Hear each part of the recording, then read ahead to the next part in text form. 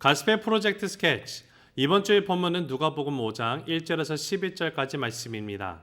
오늘은 예수님이 12제자들 가운데 시몬 베드로를 부르신 장면을 중점적으로 살펴보겠습니다. 예수님이 첫 제자들을 부르신 사건은 사복음서에 모두 기록이 되어 있습니다. 하지만 누가복음의 내용이 가장 세밀하게 적혀 있습니다. 공관복음서인 마태복음, 마가복음, 누가복음은 예수님의 12제자들의 이름을 기록하고 있는 반면에 요한복음에서는 베드로와 안드레 그리고 빌립과 나다나엘을 부르신 사건만 언급을 하고 있습니다. 공관복음서와 요한복음의 차이점을 쉽게 말하면은 요한은 안드레, 베드로, 빌립, 나다나엘과 예수님의 첫 만남을 소개하고 있고요. 공관복음서에서는 예수님이 이 사람들에게 나를 따르라라는 실제 부름을 기록하고 있습니다. 누가복음 6장을 보면은 예수님은 사역 초기부터 많은 사람들이 따르고 있었고 그 중에 12명을 제자로 부르셨다라고 누가는 기록을 하고 있습니다. 예수님이 밤새 홀로 기도하셨고 그 다음날 아침에 예수님을 따르던 제자들을 다 부르시고 난 다음에 그 중에 12를 택하셨고 그들을 사도라고 칭하셨다고 적혀 있는데요. 12사도의 이름은 바로 시몬 베드로, 안드레, 야고보, 요한, 빌립, 바돌로메 또는 나다나엘이라는 이름으로도 쓰이죠. 마태, 도마, 알페오의 아들 야고보, 셀로 시몬, 야고보의 아들 유다, 다데오라는 이름입니다. 그리고 또 갸론 유다가 있습니다. 예수님이 부르신 제자들을 보면은 그 누구도 잘나서 선택받은 것이 아니죠. 어떠한 것도 내세울 게 없는 어부, 세리, 열심당원 그리고 평범한 사람들을 제자로 부르시고 그들로 하여금 하나님이 사용하시기 위한 도구들이 되게끔 변화시키셨다라는 사실을 우리가 말씀을 통해서 보게 됩니다. 오늘 본문은 바로 그 이야기를 우리에게 전해주고 있는데요. 바로 어부 베드로를 부르시는 이야기입니다. 오늘 이 이야기의 사건의 장소는 게네사렛 호숫가입니다. 게네사렛 호수는 갈릴리 바다의 별칭이기도 합니다.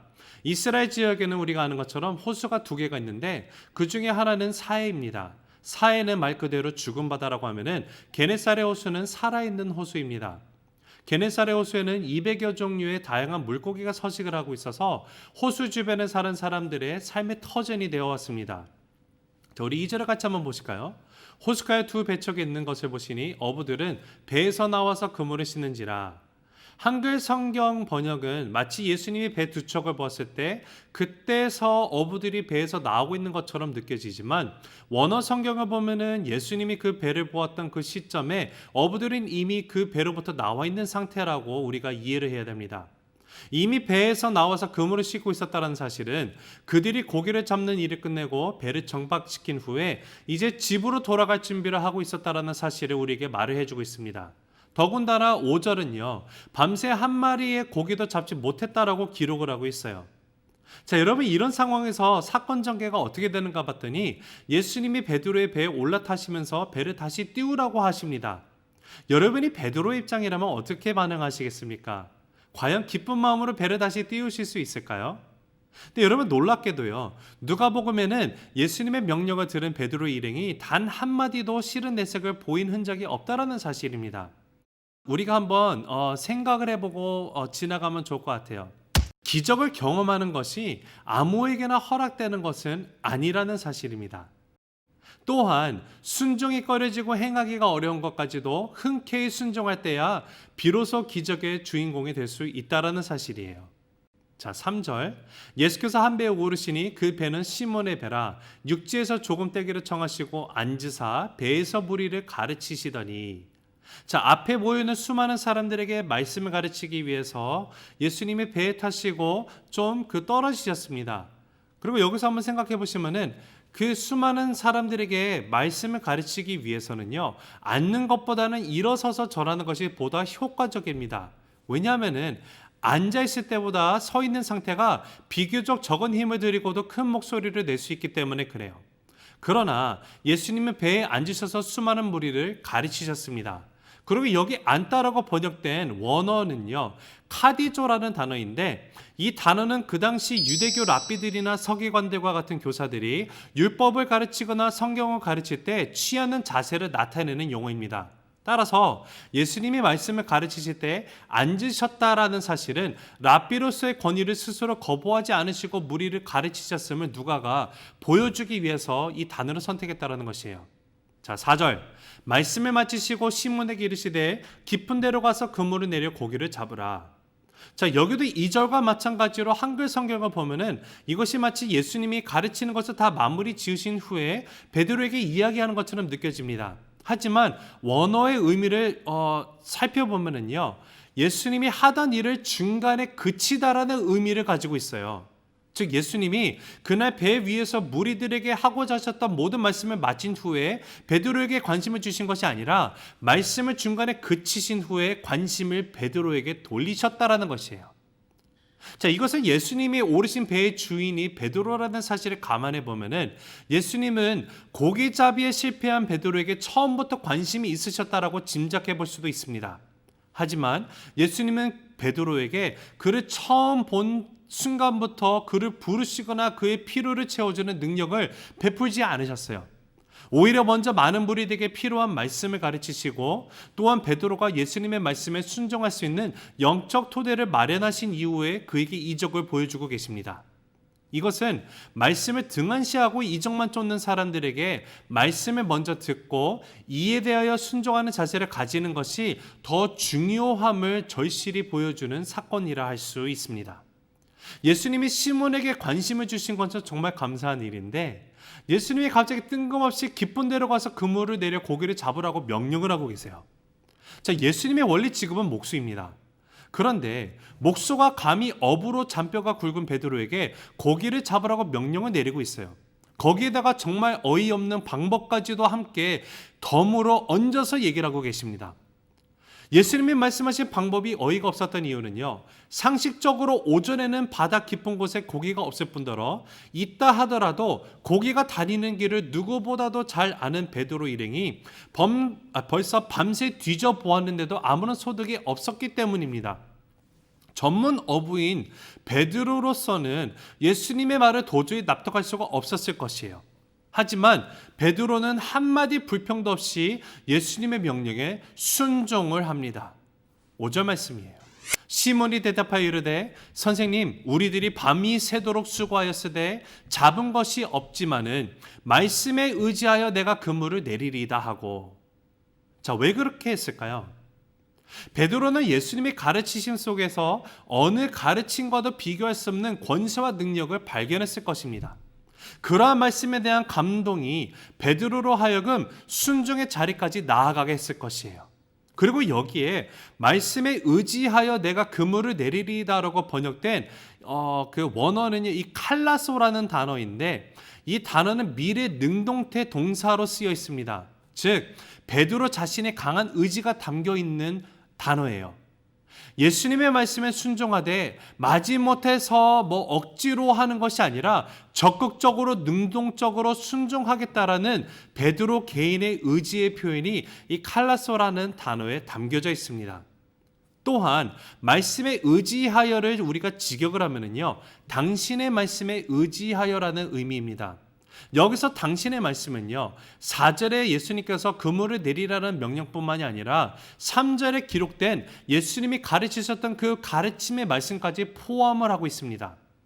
즉 베드로는 자신의 배 위에서 예수님의 말씀을 주의 깊게 들었고 거기서 그는 예수님의 말씀이 권세가 있고 진실하다는 사실을 깊이 깨닫게 됩니다. 그러하기 때문에 예수님이 무슨 말씀하시든지 그대로 순종해야겠다라는 모종의 결심을 하고 있었을 것이에요.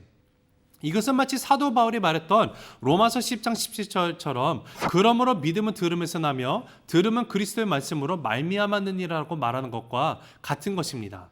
우리가 매일 하나님의 말씀을 들어야 하는 이유도 바로 말씀을 들을 때 내 믿음이 자라나게 되기 때문에 그래요. 그리고 여러분, 믿음이라는 것은요, 내가 하기 싫음에도 불구하고 어쩔 수 없이 순종하는 것이 아니라 상황이 여의치 않았음에도 불구하고 주님의 말씀이니까 적극적으로 능동적으로 기쁘게 순종하는 신앙을 갖게 하는 것이 바로 믿음입니다. 여러분, 이러한 베드로의 말씀에 대한 무조건적 순종은요, 엄청난 기적을 몰고 왔습니다. 6절에 보니까 베드로가 말씀대로 하니까 어떻게 됐어요? 고기를 잡은 것이 심이 많아 그물이 찢어졌다라고 얘기를 해요. 밤새껏 그물을 내려도 잡히지 않던 고기가 한꺼번에 너무도 많이 잡혀서 그물이 찢어지고 있는 상황이에요. 옆에 있는 배를 불러갖고 도움을 요청하는 상황입니다.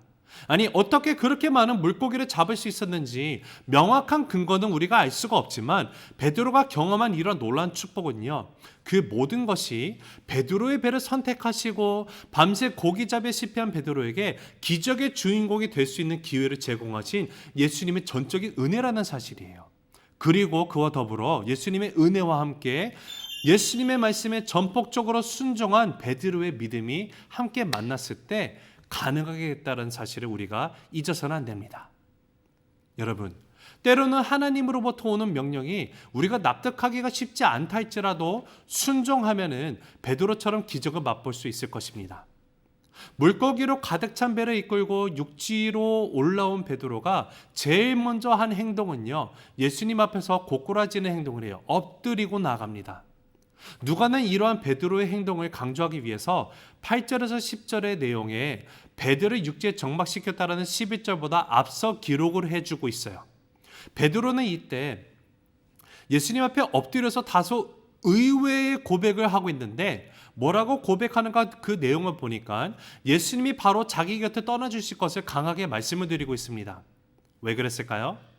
베드로는 예수님의 가르치심과 기적을 체험하면서 예수님의 거룩하신 분인 반면에 자기 자신은 하나님 앞에 부끄러운 죄인임을 너무나 분명하게 깨달았기 때문에 그렇습니다.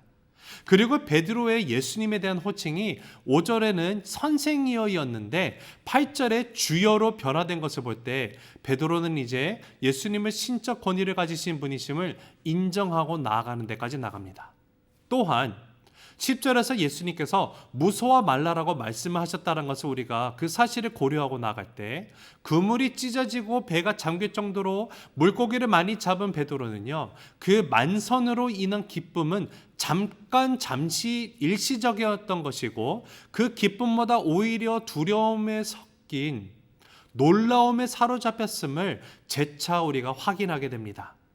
근데 이러한 베드로에 대하여서 예수님은요, 위로와 더불어 사명을 부여하는 적극적인 말씀을 해주고 계세요. 자, 10절 하반절입니다. 같이 보실까요? 함께 읽겠습니다. 시작. 예수께서 시몬에게 이르시되 무서워하지 말라. 이제 이후로는 내가 사람을 취하리라 하시니. 여러분, 무서워하지 말라 위로하시면서 베드로에게 주시는 예수님의 사명이 무엇입니까? 이제는 물고기가 아니라 사람을 취할 것이라는 전혀 예상치도 못했던 말씀을 주시고 계세요.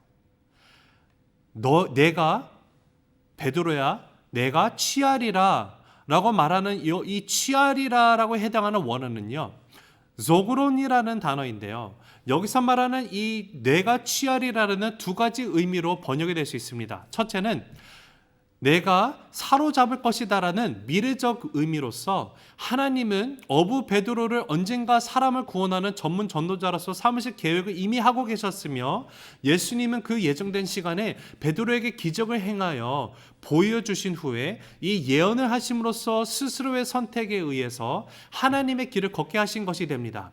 자, 두 번째 가능한 의미는 내가 사로잡아야 한다라는 명령적인 의미로서 예수님이 베드로가 자기의 의지를 꺾고 전폭적으로 순종해야만 하는 신적 명령을 내리신 것이 됩니다. 자, 둘 중 어느 쪽으로 해석을 하더라도 이제부터는 베드로가 생명을 구하는 전도자로서 나서지 않으면 안 된다는 사실만큼은 확실합니다.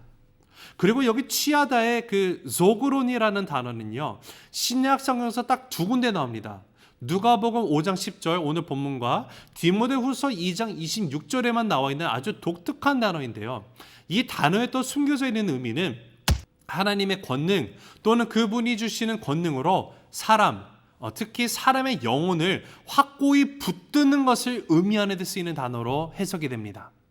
이 말은요, 베드로가 앞으로 담당하게 될 사람 낚는 사역은 하나님이 주시는 권능으로 죄 중에 있는 영혼들을 생명의 길로 인도하게 된다는 것이에요. 이처럼 하나님은 사명을 주실 때 그 사명을 감당할 수 있는 능력 또한 함께 부어주시는 하나님이라는 사실을 우리가 오늘 보게 됩니다. 베드로와 마찬가지로 12 사도 중 그 누구도 예수님의 제자로서 자격을 갖춘 자는 아무도 없었어요. 사도로 부름을 받을 자격이 없는 자들에게 사명을 허락하시고 그 사명을 감당할 수 있는 능력까지 함께 부어주시는 그 하나님이 또한 저와 여러분을 오늘 부르고 계십니다. 그 하나님을 바라보며 이번 한 주도 말씀을 묵상하고 나갈 때 나의 삶 가운데 허락하신 하나님의 사명을 다시 한번 확인하며 기쁨과 순종으로 주 앞에 서게 되는 귀한 한 주의 시간을 보낼 수 있는 저와 여러분이 되기를 주님의 이름으로 축복합니다. 혹시 여러분 질문이나 그 외에 궁금하신 점이 있으시다면 언제든지 이메일로 문의해 주시면 감사하겠습니다. 그럼 다음 시간에 다시 만나실 때까지 모두 평안하시기를 간절히 바랍니다.